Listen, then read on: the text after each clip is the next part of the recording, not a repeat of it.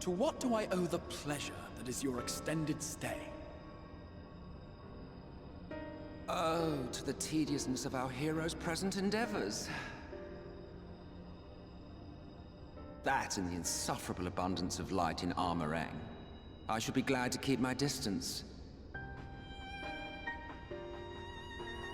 Oh, I'm rather fond of sleep, you know. It's a wonderful way to pass the time. Not that my compeers would agree, mind you. Always on the move, the lot of them. Like La Hebrea, constantly jumping from vessel to vessel. Such fire, such determination. So much passion, fleeting and forgotten.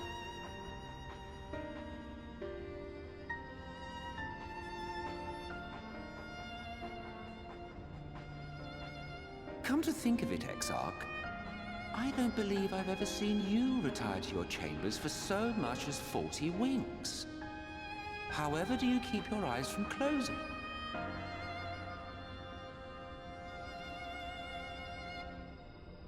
The cold shoulder. You wound me, sir. Always so guarded in our every interaction. Interactions you curiously refrain from sharing with the Scions and their champion.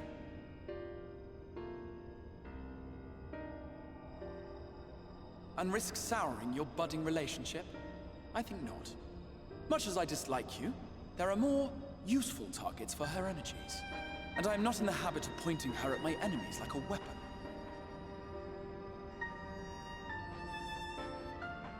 Is that right?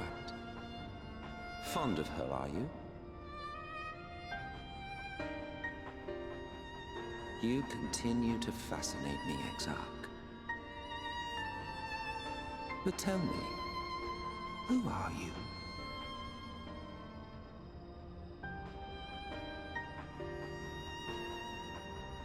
The once great nation whose ingenuity gave birth to this tower was shaped by my hand. As such, I know full well the wonders it can facilitate, and those it cannot. There is nothing in these walls which could have aided you in summoning our dear friend across time and space. Much less in possession of her mortal flesh, not even I could have performed such a feat. I see. You had a hand in Alag as well.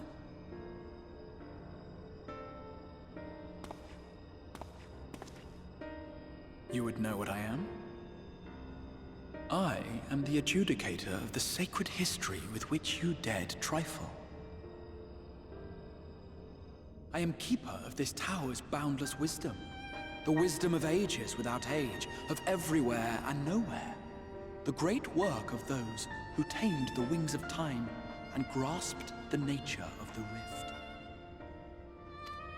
'Tis a boon born of the sacrifice of brave heroes who gave their lives for a brighter future. I will not see their hopes and dreams squandered. The history which led us here will be unwritten. I promise you that.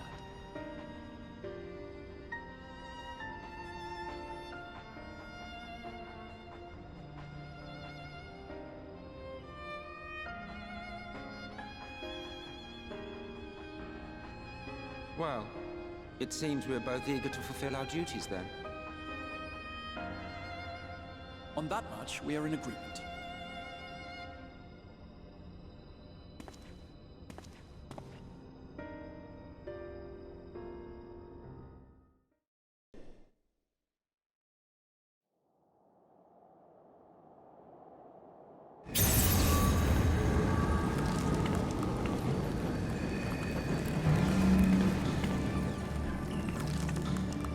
Are you all right? Say something!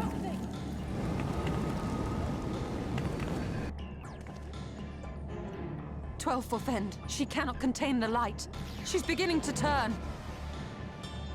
Urianger, if you've aught up your sleeve, now is the time.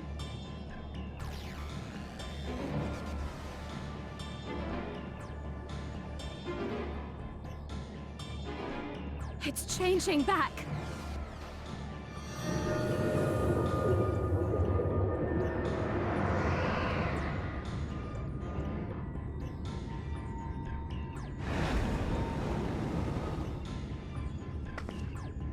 The combined power of every Light Warden is too terrible a burden for any one soul to bear.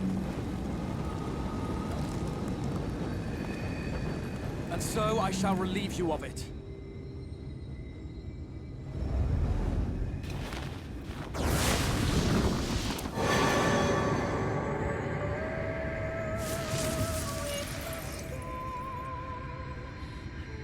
Exarch, what are you doing?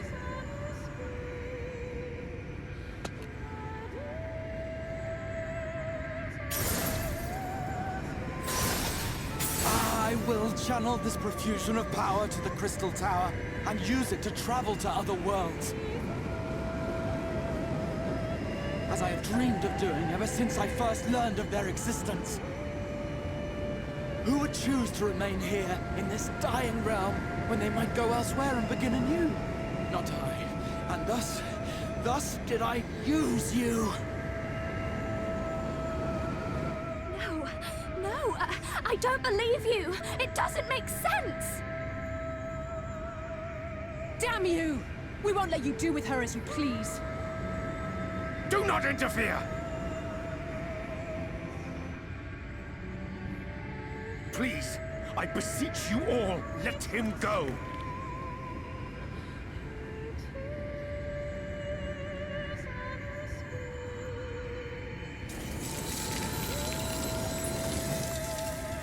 You knew of this, Urianger.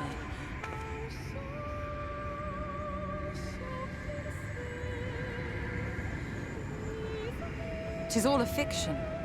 Such vaguely defined acts of teleportation stand no chance of success. The Exarch will never live to see another world, as he knows only too well. Then, what does he mean to do?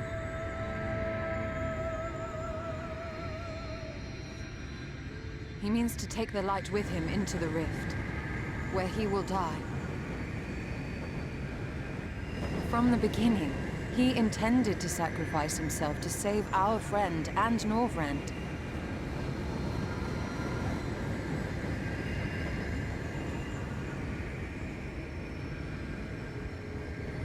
At journey's end, an opportunistic thief makes off with the hero's prize. A paltry way to end a chapter, I concede. Yet your tale will continue, and my role in it will scarcely be remembered.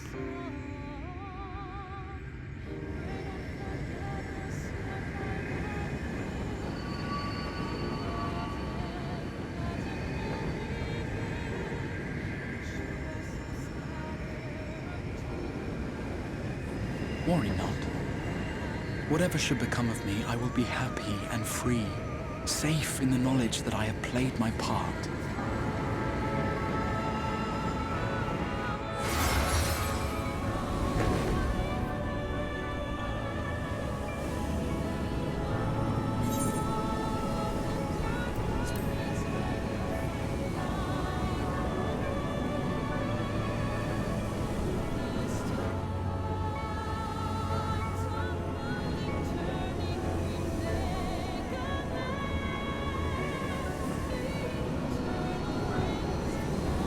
Thank you for fighting for this world, for believing. Fare you well, my friend, my inspiration.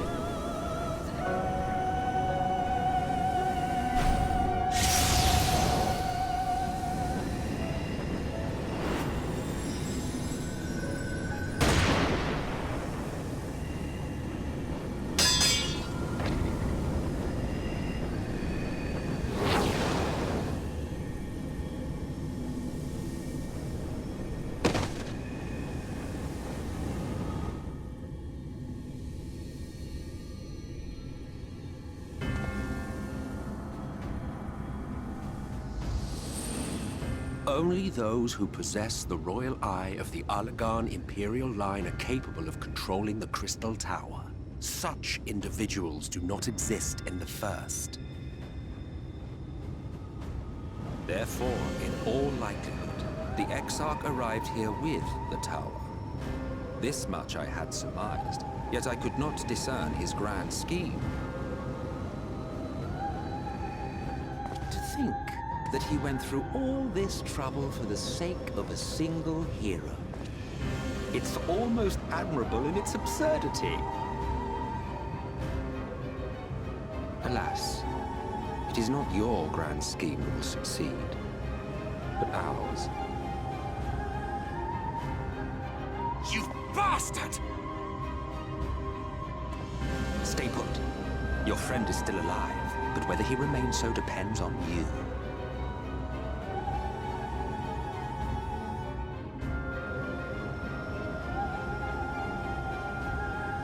What a disappointment you turned out to be. I placed my faith in you, let myself believe that you could contain the light. But look at you now, halfway to becoming a monster. You are unworthy of my patronage.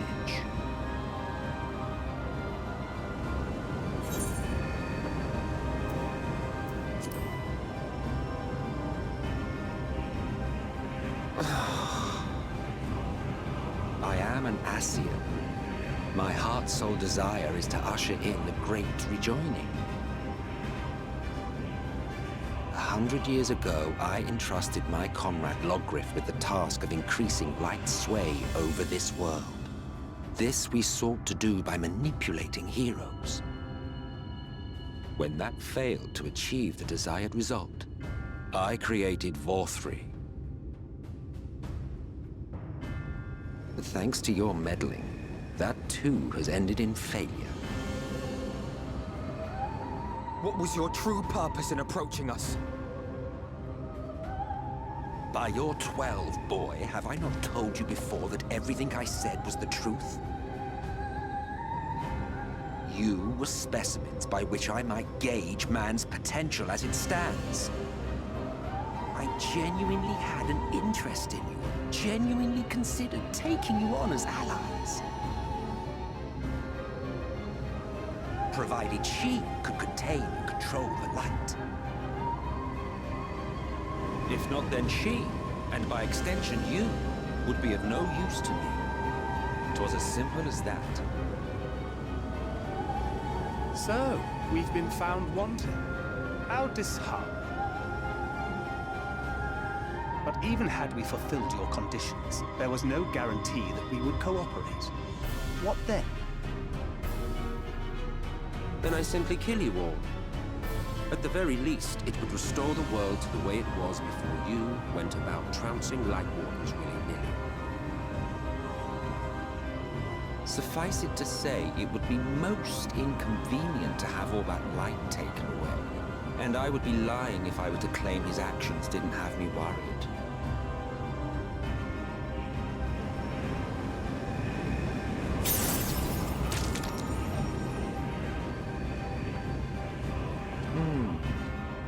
You still retain your form and your senses. But you have all but become a sin-eater. Whether you will it or no, your mere existence will serve to engulf the world in light. Those in your company will likewise turn into sin-eaters. And in time, you will succumb to your base instincts and hunt innocents to feast on their sweet, sweet ether. Those few with the will left to fight may rise up against you. But before your absolute might, they will quickly know despair. There is no hope. We are finished. Mankind is finished. Ah, the irony.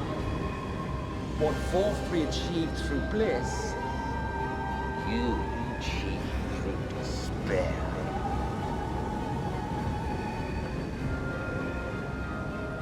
But I have overstayed my welcome. I shall look forward to seeing you bring the world to its knees, hero.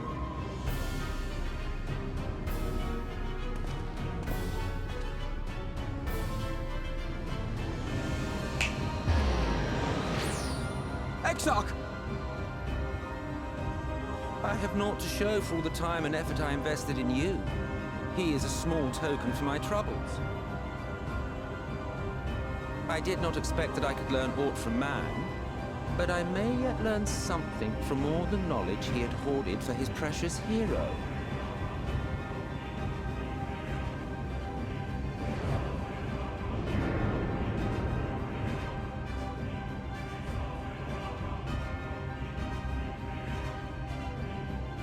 I pity you, I do. Your friends are now your foes.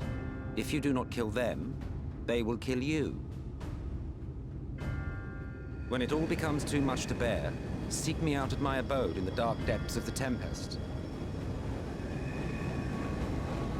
There, you may complete your descent into madness with some dignity, far from prying eyes.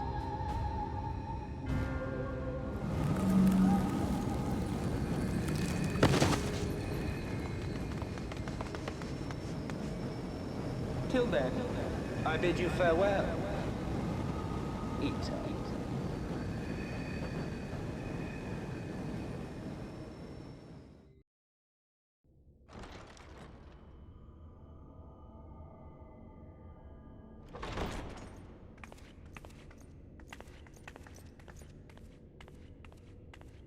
I have unlocked the door to the umbilicus. You are free to enter. Once you have what you require, I'll see it sealed once more. Until then, I will remain without.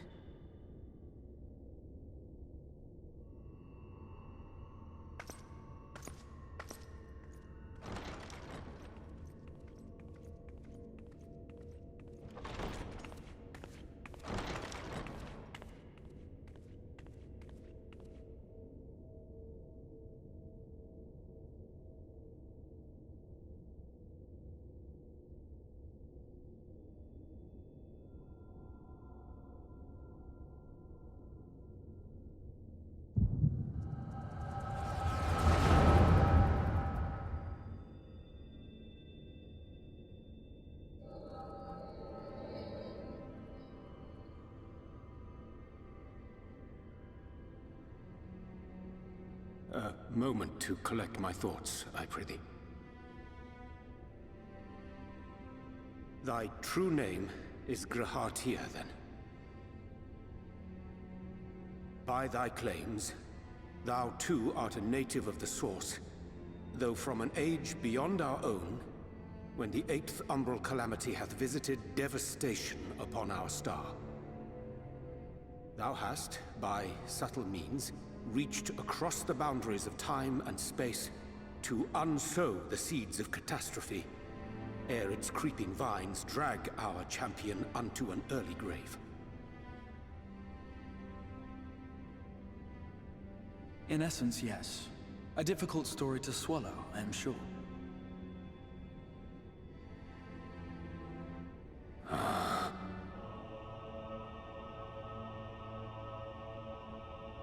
I doubt not the veracity of thy words, not the account of thy coming, nor that of the fated calamity. Yet my mind straineth still to apprehend the enormity of this tale. Wouldst thou favor me with a gradual unfolding of its chapters? Certainly. But where to begin? I should start with those great minds who survived the calamity. Sid Garland being perhaps the greatest. In hopes of staying the unending tides of war, he and his fellows pursued all manner of possible solutions. One of these was rooted in a theory which unified several fundamental principles discovered over the course of the Warrior of Light's adventures. It proposed a method by which one could enter the River of Time, traverse the rift and leap between worlds. Perfecting that idea, however, was a work which consumed their lifetimes. And thus was it left to future generations to decide whether theory would be put into practice.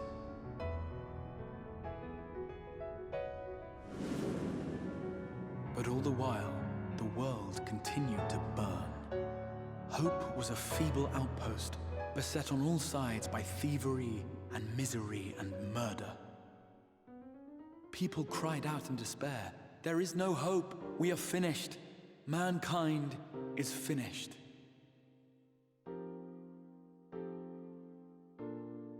Then others raised their voices in answer.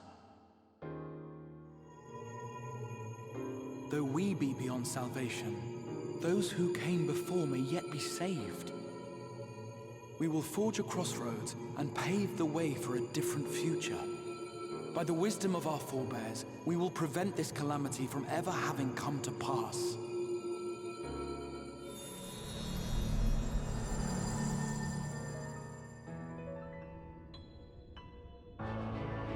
The fighting went on unabated, but some few took up Sid's research and labored to realize those impossible ideas. After 2 centuries of labor, their descendants finally succeeded in awakening the Crystal Tower, an integral part of the process, and, in doing so, roused its caretaker, me.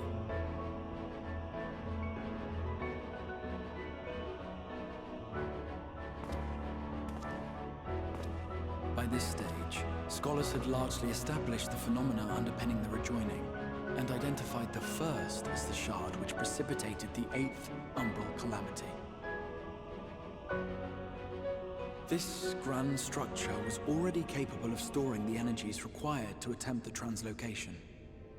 All that remained was to augment some few of its functions based upon the theoretical models of Sid and his compeers.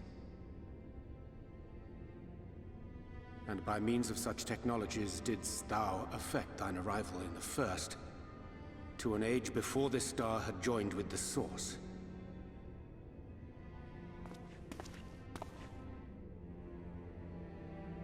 Some while before, as it turned out.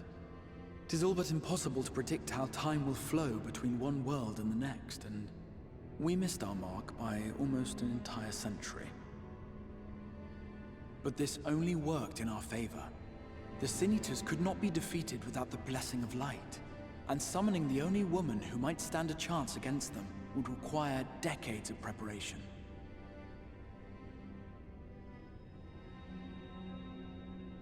An undertaking of scarce credible endurance. That thou hast kept thy plan from falling into disarray these many years bordereth on the miraculous. Yet howsoever history be rewritten, thy present self was shaped by events which followed the calamity. Should said catastrophe be averted, the very skein of thine existence will unravel. Surely thou hast foreseen this. I am aware of the consequences. 'Tis for that very reason Sid and his colleagues bequeathed their legacy as an offering, and not an edict. To give all of oneself for the happiness of others, and with no promise of reward. 'Tis a hard thing to ask. Harder still for those condemned to survive in a world which pitted brother against brother. Indeed, you are right to call the execution of this plan miraculous, though the force which held it together was nothing so inexplicable. It was her. The warrior of light has been our unbroken thread.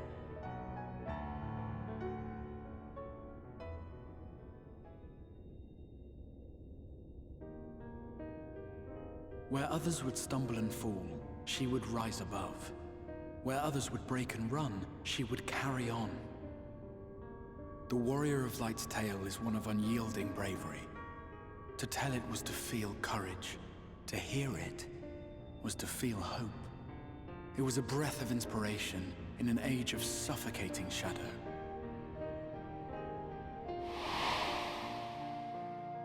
In the histories of a fallen nation was our hero hailed as its greatest ally. In the time-worn pages of a noble's memoirs were her deeds joyously retold. For many, these stories were the flame which warmed them through the coldest of nights.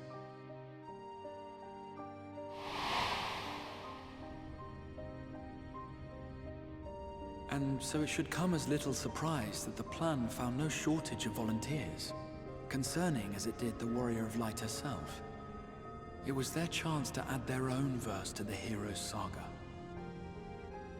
She was the lodestar that brought them all together, to send their final message back through time and space to her.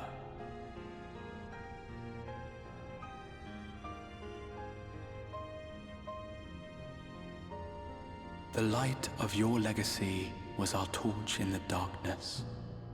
Burn bright again and live.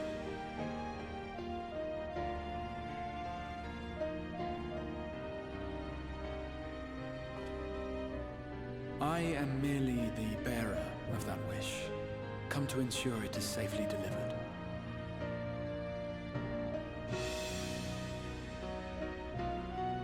Wherefore sharest thou this burden with me and no other? What wouldst thou have me say? That you will be my accomplice? 'Twas you yourself who convinced me of your suitability when you spoke of how you learned of the Flood, and of your part in arranging Minfilia's journey to the First. Your actions showed uncommon resolve. 'Twas clear you were committed to the cause of saving this world. I knew I could trust you to choose the right path forward, even if that choice came with a heavy price.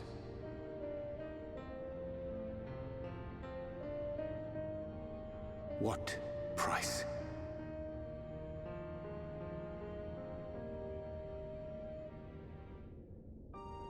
When all is said and done, and the last of the Light Wardens lies slain, I will absorb their corrupted ether, and then I will die. Knowing what I know of your companions, not to mention your champion, they will try to stop me. But in saving one, they would save none. Therefore, I implore you to aid me in concealing my identity and ensuring this tale ends as it must. To this end, I would have you take what I have told you of the Calamity and make of it a portent, a prophetic vision you beheld in the swirling chaos of the Rift.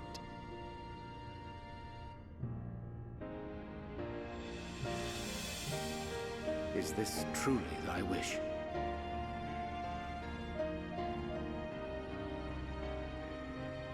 History remembered the Warrior of Light, as I knew it would. And I will suffer no other to rescue the champion whose star has charted my course.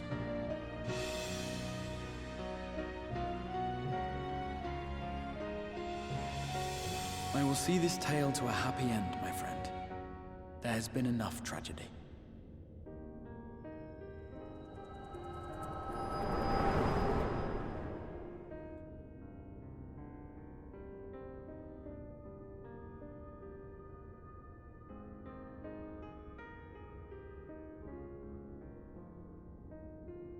Careful now.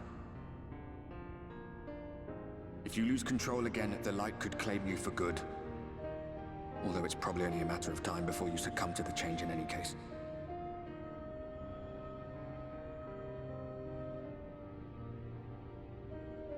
What do you mean to do?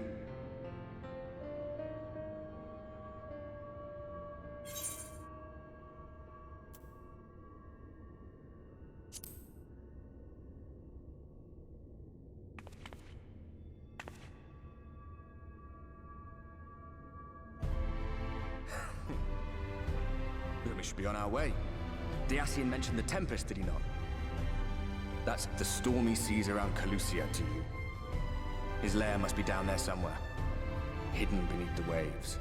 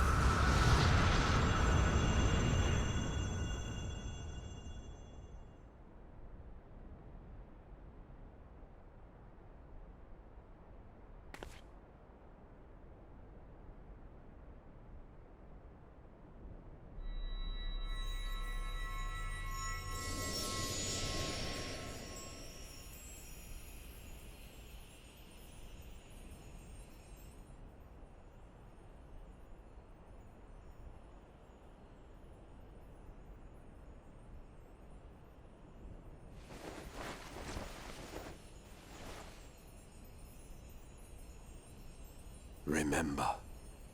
Remember us.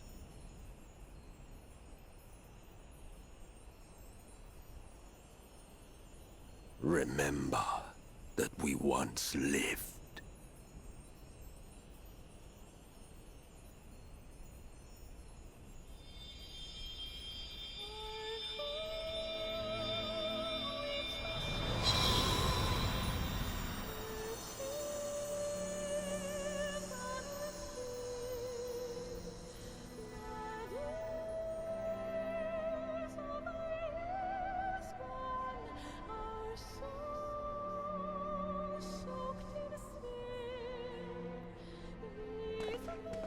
It's over.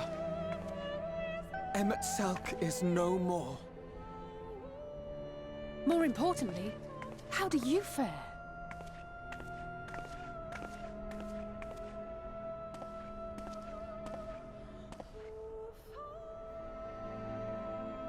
What dost thou see?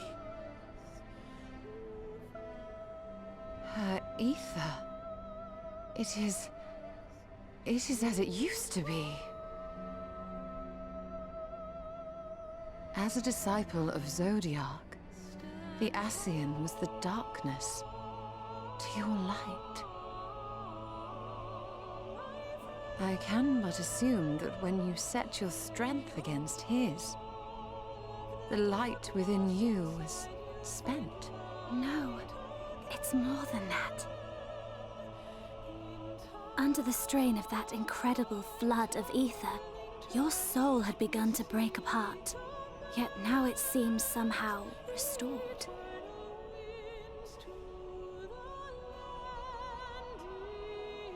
I tried to help you before the battle, but Emmett Selk stopped me. So, how did you... exactly what did you... Can you tell us what happened?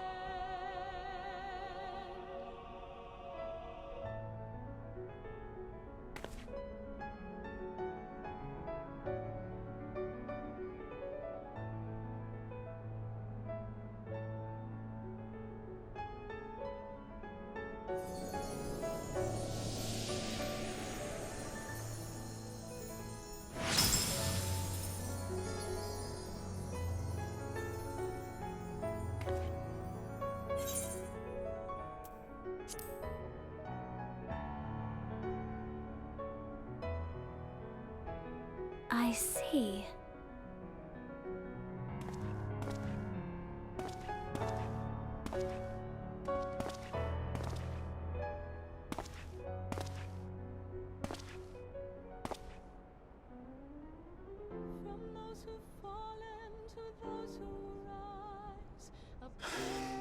Where to start?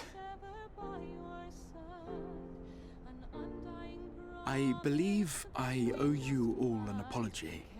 And you, most especially.